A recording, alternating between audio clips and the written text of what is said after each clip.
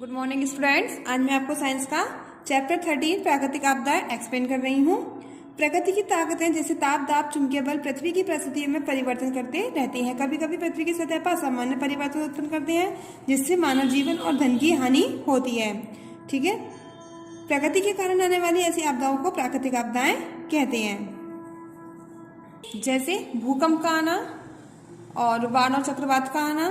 ठीक है, ये सब क्या है? ये प्राकृतिक आपदाएं हैं जो प्रकृति के द्वारा आती हैं। भूकंप पृथ्वी की भूपटल पर अचानक उत्पन्न गति या विक्षोभ होता है। भूकंप हल्का और भयानक भी हो सकता है। परिणाम स्वरूप बड़े स्तर पर विनाश होता है। जब भूकंप आता है तो हमारी धरती हिलने लगती है। धरती हिलने से क्या होता है? कभी बिल्डिंग गिर जाती है। ठीक है, तो उससे क्या होता है? बहुत ही नुकसान होता है। जमीन के नीचे वह बिंदु जहां से कंपन उत्पन्न होते हैं वह भूकंप का केंद्र बिंदु कहलाता है। केंद्र बिंदु के ठीक ऊपर पृथ्वी की सतह पर स्थित बिंदु को भूकंप का अधिकेंद्र या अभिकेंद्र कहलाता है। कभी कभी पहला बड़ा भूकंप बाद वाले कंपन या हल्के भूकंप का अनुसरण करता है जिसे झटकों के नाम से जाना जाता है। भूकंपों का मापन। किसी भूकंप की प्रबलता को सीस्मोग्राफ यानी कि भूकंप सूचक यंत्र द्वारा रिकॉर्ड किया जाता है।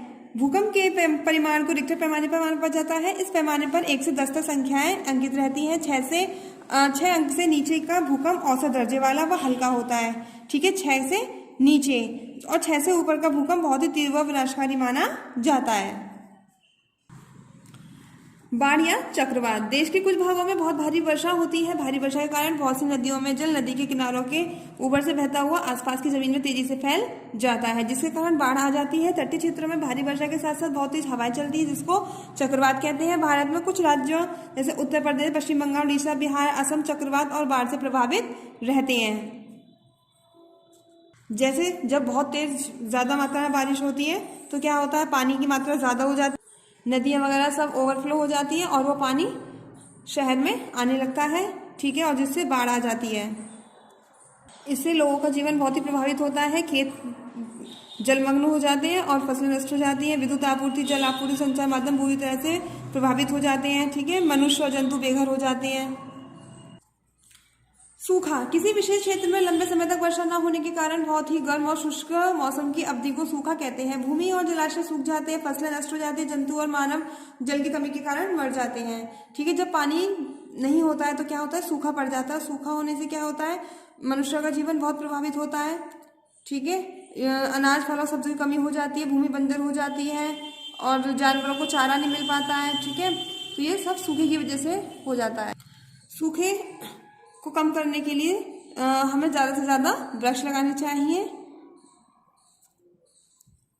ज्वालामुखी पृथ्वी की सतह पर एक खुला क्षेत्र होता है जिससे होकर पृथ्वी के अंदर से गर्म गैस व पीली चट्टानें बाहर निकलती है। पीली हुई चट्टानें तो खनिज पदार्थ ज्वालामुखी के मुख मतलब मुंह से बाहर निकलते हैं। ये मैग्मा के नाम से जाने जाते हैं। इस दौरान छिद्र के चारों ओर शंकु आकार पर्वत के रूप में उद्भेदन से ये मैग्मा जमा हो जाता है। जब पृथ्वी से मैग्मा दरारों के द्वारा फूटकर लावा, राख और गर्म गैसों के रूप में बाहर निकलते हैं ज्वालामुखी बनते हैं। ज्वालामुखियों की उनकी प्रकृति के आधार पर 3 भागों में वर्गीकृत किया गया है। नंबर 1 सक्रिय ज्वालामुखी, निष्क्रिय ज्वालामुखी।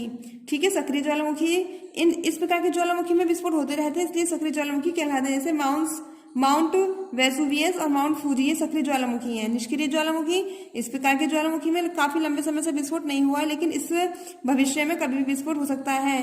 अलास्का तथा सिटिक निष्क्रिय ज्वालामुखी है। विलुप्त ज्वालामुखी, इस प्रकार के ज्वालामुखी में विस्फोट होना बंद हो चुका है, विलुप्त ज्वालामुखी कहलाते हैं। लेकिन शायद इसमें द्वारा विस्फोट हो। तंजानिया में माउंट किलिमंजारो तो न्यूजीलैंड में स्थित माउंट एग्नेओन विलुप्त ज्वालामुखी हैं। ज्वालामुखी के प्रभाव। ज्वालामुखी विस्फोट से बहुत सी विषैली गैस और धूल निकलती है जिसके कारण भयानक श्वसन संबंधी समस्या उत्पन्न होती है। ज्वालामुखी विस्फोट से संपूर्ण जंगल राख बन जाता है। ज्वालामुखी विस्फोट से सुनामी, भूकंप आदि उत्पन्न हो सकते हैं। सुनामी भूकंप या ज्वालामुखी विस्फोट के कारण समुद्र के अंदर उत्पन्न भयानक लहरों की श्रृंखला होती है। जल बहुत ही तेज गति से चलता है, लहरें जमीन तक पहुंच जाती हैं, वे बहुत बड़ी बड़ी लहरों के रूप में उमड़ पड़ती है। सुनामी में बहुत बड़ी मात्रा में जान माल की हानि होती है। बड़ी लहरें अपने मार्ग में आने वाली प्रत्येक वस्तु को बहाकर ले जाती है। एक कई एकड़ भूमि जल प्लावित हो जाती है। बचने के उपाय। पूर्ववर्ती चेतावनी जारी होने पर समुद्र तटीय इलाके खाली करा देने चाहिए। खाली कराना संभव न हो तो ऊंचे स्थानों की ओर पलायन किया जाना चाहिए।